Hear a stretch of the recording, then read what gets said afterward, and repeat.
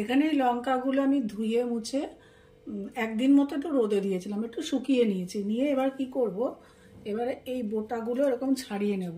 সব কটা বোটা ছাড়িয়ে নেওয়ার পর জাস্ট এরকম কেটে নেব। এবার আপনারা যদি মনে করেন যে এই দানাগুলো রাখবেন না, তাহলে কি করবেন, এরকম করে দানাগুলো ফেলে দেবেন। মাঝখান দিয়ে কেটে দানা এই যে এই পাশে এই দানাগুলো এরকম করে ফেলে জাস্ট এই অংশটা রাখবেন। আমি কি করব, আমি কিছুটা এরকম ফেলে দেবো অংশ, আর কিছুটা এরকম দানা সহযোগেই রাখবো। আর আপনারা যদি মনে করেন যে আরেকটু বড় রাখবেন, তাহলে এভাবে বড় রাখতে পারেন, এরকম বড় সাইজেরও রাখতে পারেন, বা পুরো অর্ধেক না করে। ভয়ের কিছু নেই, এগুলো খুব একটা ঝাল হয় না, এগুলো হাত দিয়েও করা যায়। যদি তবুও বা মনে হয় যে ভয় পান, তাহলে হাতে একটা গ্লাভস পরে নেবেন, ব্যাস। পুরো অর্ধেক না করে এরকম করেও করতে পারেন, কোনো সমস্যা নেই। আর এরকম ছোটগুলো আপনারা আস্ত রাখতে পারেন, আস্ত রেখে এরকম একটা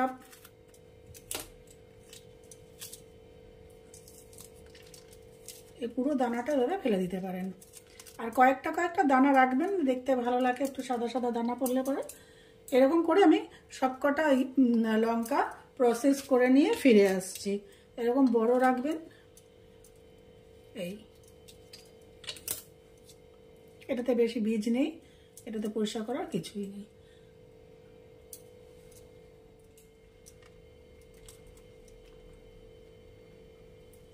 এবারে আমি একটা শুকনো মশলা তৈরি করব। দিয়ে দিয়েছি 1 চামচ আস্ত ধনে, 1 চামচের একটু কম আস্ত জিরে, প্রায় 1 চামচ দিলেও চলে, কোনো অসুবিধা নেই। 1/2 চামচের একটু বেশি, মানে 1/8, না সরি আমি ভুল বললাম, 1/2 চামচের একটু বেশি দিয়ে দিলাম মৌরি, দিয়ে দিচ্ছি মেথি 1/2 চামচ। এটাকে আমি হালকা ড্রাই রোস্ট করব, পুরো লাল করে ভাজবো না, জাস্ট একটু এটার যে ভেজা ভেজা ভাব সেটাকে কাটিয়ে নেব, ব্যাস। এবার এটা ভাজা হয়ে গেছে, আমি এটাকে ঠান্ডা হতে দেব। এই যে আমি মশলাটা ভেজে রেখেছিলাম, দিয়ে দিলাম সেই মশলাটা। এটাকে আমি পেশাই করব, মানে মিক্সিতে গুঁড়ো করব, শুকনো গুঁড়ো করব।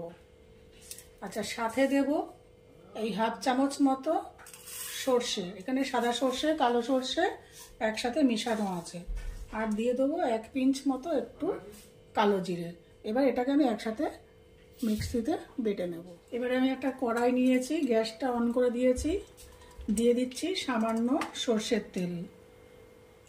তেল গরম হয়ে গেছে, আপনারা এখানে সর্ষের তেলের বদলে রিফাইন্ড অয়েল দিতে পারেন, বাদাম তেল দিতে পারেন, যা খুশি। দিয়ে দিচ্ছি অল্প আস্ত জিরে, দিয়ে দিলাম অল্প কালো জিরে, দিয়ে দেবো একটু সর্ষে। আমি কিন্তু সর্ষে বাড়িতে নর্মাল সাদা আর কালো সর্ষেটা একসাথে মিশিয়ে রাখি। আচ্ছা, এবারে দিয়ে দেবো সামান্য কয়েকটা দানা একটু মেথি। আচ্ছা, এরপরে আমি দিয়ে দেবো 1 পিঞ্চ মতো একটু হিং।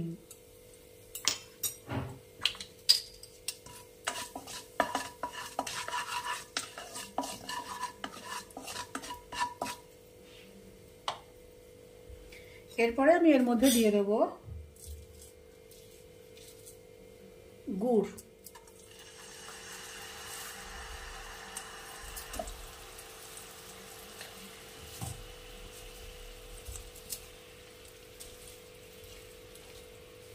আপনারা এখানে গুড় দিয়ে না করতে চাইলে চিনি দিয়েও করতে পারেন, তবে গুড় দিয়ে আচারটা আমার বেশি ভালো লাগে বলে আমি গুড়টাকে প্রেফার করি।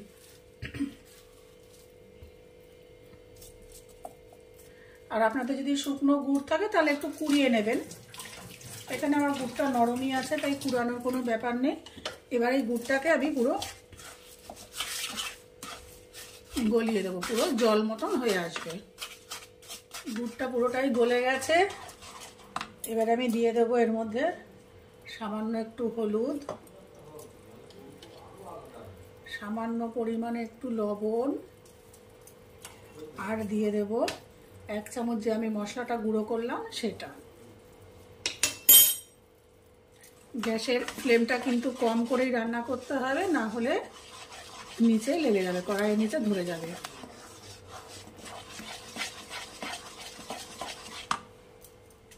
এখানে গুড়টা ফুটে গেছে। এবার আমি দিয়ে দেব কিছুটা কাঁচা আম।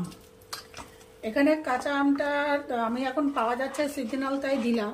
আপনারা এখানে আমচুর দিতে পারেন, তেঁতুল দিতে পারেন, কোনো অসুবিধা নেই।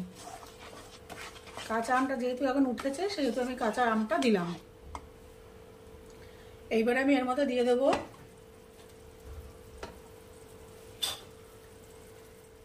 লঙ্কাগুলো।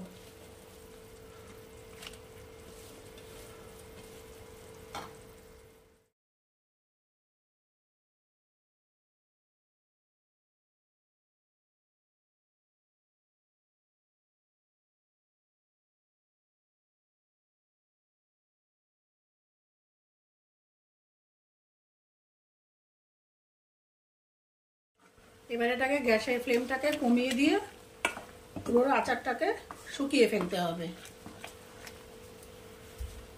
আর মাঝে মাঝে কিন্তু এটা নাড়া দিতে হবে। একদম গ্যাসের ফ্লেম কমিয়ে দিয়ে আমি অন্য কাজে চলে যাব তা কিন্তু হবে না, তাহলে কিন্তু আচারের কড়াইটা ধরে যাবে। যেহেতু গুড় দেওয়া বা চিনি দেওয়া, যদি আপনারা যদি চিনি দেন, মাঝে মাঝেই নাড়া দিতে হবে। আচ্ছা, গ্যাসের ফ্লেম কমিয়ে দেওয়ার আগে দিয়ে দিচ্ছি 1 চামচ গুঁড়ো করা মশলা। এবার আমি গ্যাসের ফ্লেমটা কমিয়ে দিয়ে এটাকে হতে দেবো আর মাঝে মাঝে নাড়া দেবো।